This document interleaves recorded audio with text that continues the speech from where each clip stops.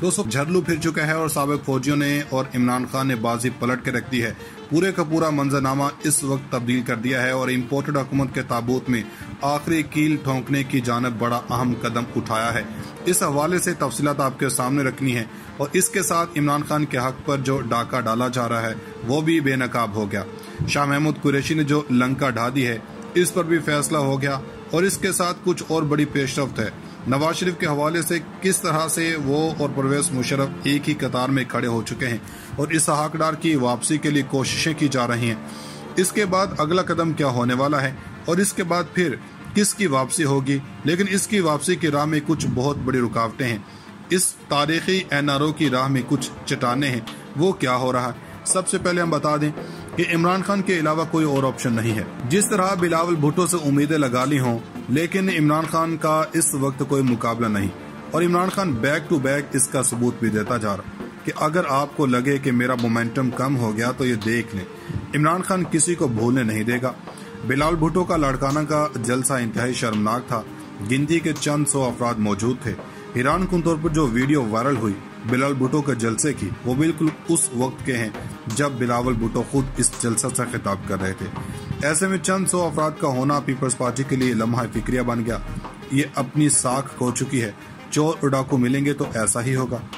ये वो बिलावल है जिसे इमरान खान के मुतबादिल बनाया जा रहा है। तो आपको रीथिंक की जरूरत है कि कहीं इस मामले में भी मिस कैलकुलेशन ना हो जाए। और दूसरी तरफ नैब को भी परमिट दे दिया गया है कि चोरों डाकुओं को परमिट मिल चुका है कि इसको जितना लूट सकते हैं लूट लें, हम सब के हक पर डाका डालें और फिर इनकी अयाशियों का बोझ हम पर लाद दें और हमारी कमरें सीधी ना हो सकें।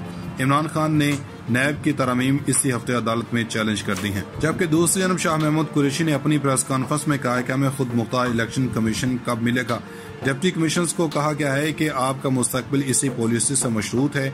लाहौर में बैठे अफराद कोशिश कर रहे हैं और कारोबारी अफराद को धमकियां दी जा रही हैं और इमरान खान इससे पहले भी कह चुके हैं कि चीफ इलेक्शन कमीशन पहले भी मरियम नवाज से डायरेक्शंस ले रहे हैं और ये बड़ा अहम मामला है।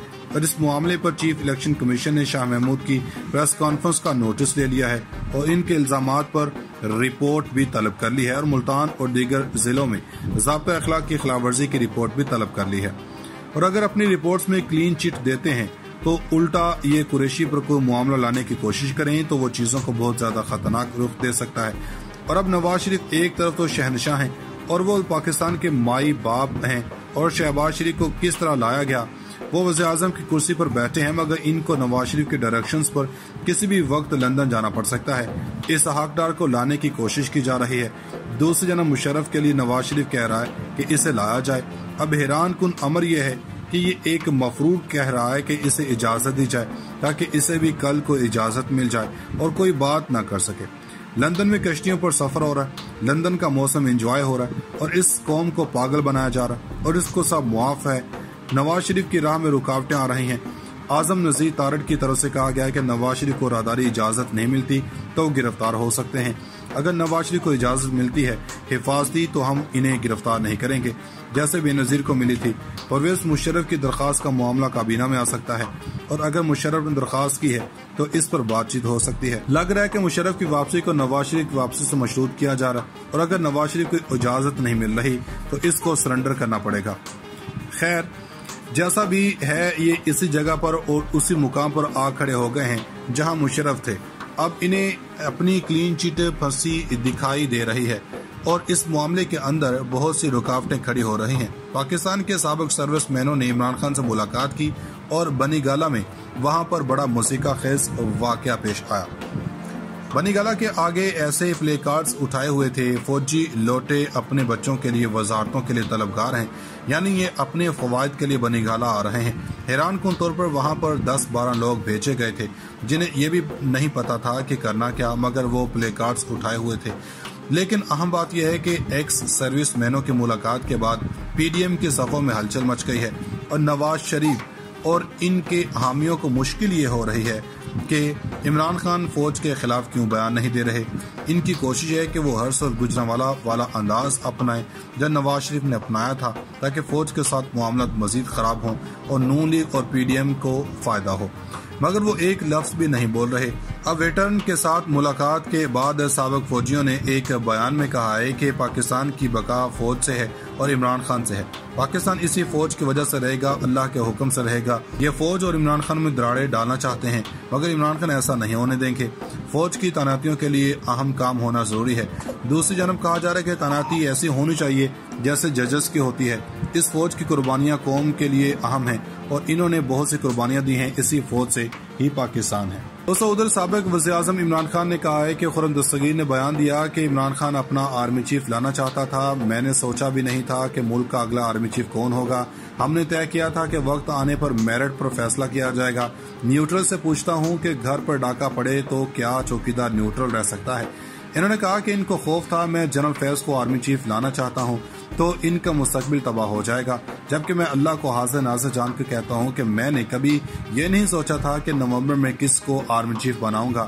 عمران خان کو ضرورت نہیں تھی کہ وہ اپنا آرمی چیف لگائے، میں نے کوئی چوری نہیں بچانی۔ انہوں نے کہا کہ نواز شریف تو اپنی چوری کے پیسے بچانے کے لیے اپنی پسند کا آرمی چیف لانا چاہتا تھا۔ میں نے ہمیشہ کہا کہ پیپلز پارٹی اور نون لیگ کے مفادات ایک ہیں۔ ماضی میں الیکشن جیتنے کے لیے دونوں ایک دوسرے پر الزام تراشی کرتے رہے لیکن میرے خلاف دونوں ایک ہو گئے۔ چیئرمین پی ٹی آئی نے کہا کہ پیپلز پارٹی اور مسلم لیگ نون دونوں جماعتوں کو فوج سے خطرہ ہے کیونکہ ان کی چوری کی رپورٹ آئی ایس آئی اور دیگر حساس اداروں کے پاس ہوتی ہے۔ نواز شریف اور زرداری کے پاس چوری کا پیسہ ہے، وہ اداروں کو کنٹرول کرنا چاہتے تھا۔ عمران خان نے کہا کہ امریکہ نے ہمارے سربراہ کو پتھر کے دور میں دھکیلنے کی دھمکی دی۔ امریکہ ہمارے مفاد کے لیے نہیں اپنے مفاد کے لیے حکومت تبدیل کرتا ہے۔ امریکہ چاہتا ہے کہ ہندوستان مضبوط ہو اور چین کے مقابلے میں آ جائے۔ امریکہ کا ایجنڈا ہے اسرائیل کو تسلیم کرو، کشمیر کو بھول جاؤ۔ یہ نہیں سوچا تھا کہ نومبر میں کس کو آرمی چیف بناؤں گا۔